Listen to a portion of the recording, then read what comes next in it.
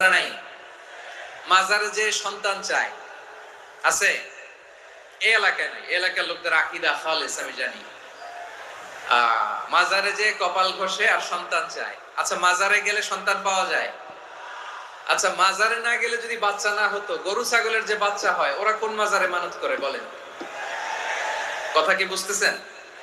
এই যে প্রতি বছর গরু ছাগল ভেড়া এগুলো যে বাচ্চা দেয়, এরা কোন মাজারে যে মানত করে? এজন্য চাইতে হবে একজনের কাছে, তিনি কে?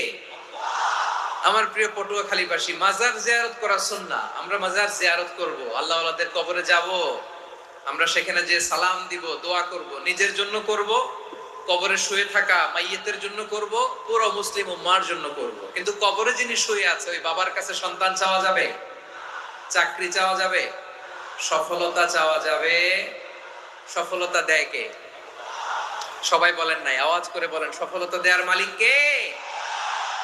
একথাই রব্বুল আলামিন বলেন, ওয়া ইয়ামসাসকাল্লাহু বিদুররিন ফালা কাশিফা লাহু ইল্লা হু ওয়া ইয়ুরিদকা বিখাইরিন ফালা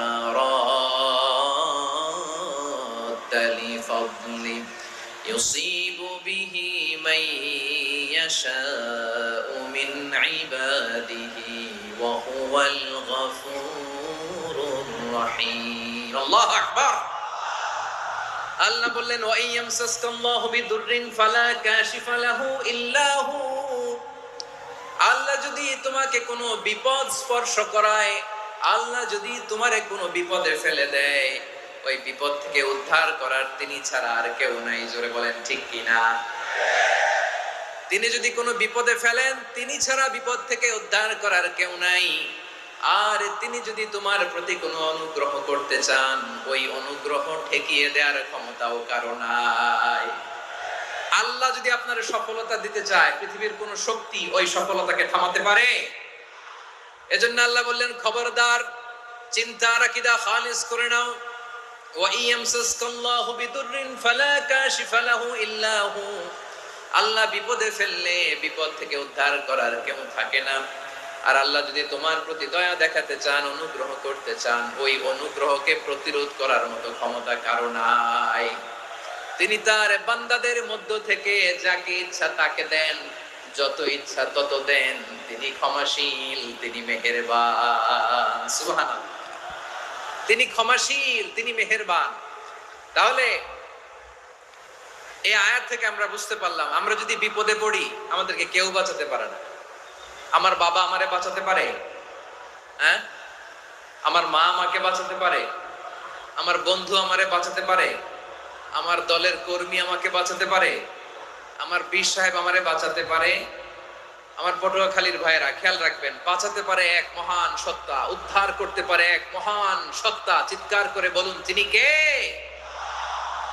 আবার আল্লাহ বললেন, আম্মান ইউজিবুল মুযতাররা ইযা দাআহু ওয়া ইয়াকশিফুস সুআ ওয়া ইয়াজআলুকুম খুলাফাআল আরদ আইলাহুম মা'আল্লাহ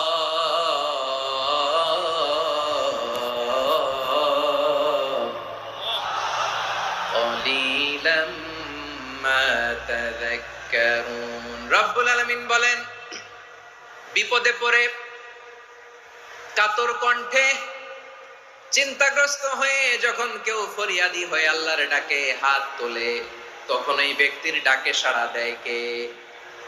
সবাই বলুন। কণ্ঠে বিপন্ন অবস্থায় আপনি যখন কেঁদে কেঁদে হাত তুলে আপনার দুঃখের কথা জানান, আপনি যখন ডাকেন তারে, তখন আপনার ডাকে সাড়া দেয় কে?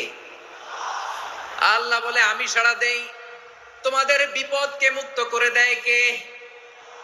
ওই আল্লাহর সাথে কোন উপাস্য আছে নাকি? কিন্তু খুব অল্প সংখ্যক লোকই তোমরা উপদেশ গ্রহণ করো। কথাটা কার? তাহলে বিপন্ন মানবতা যখন কাঁদে, মানুষ যখন বিপদে পড়ে নিরুপায় হয়ে ফরিয়াদ করে, তার ডাক শোনার কেউ নাই একজন ছাড়া। চিল্লায় বলেন তো, তিনি কে?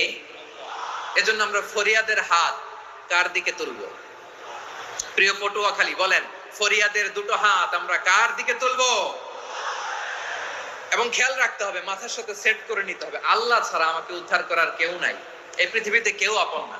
প্রিয় ভাইরা, বিপদে পড়লে বোঝা যায় কেউ আপন না, আপন শুধু একজন মহান সত্তা।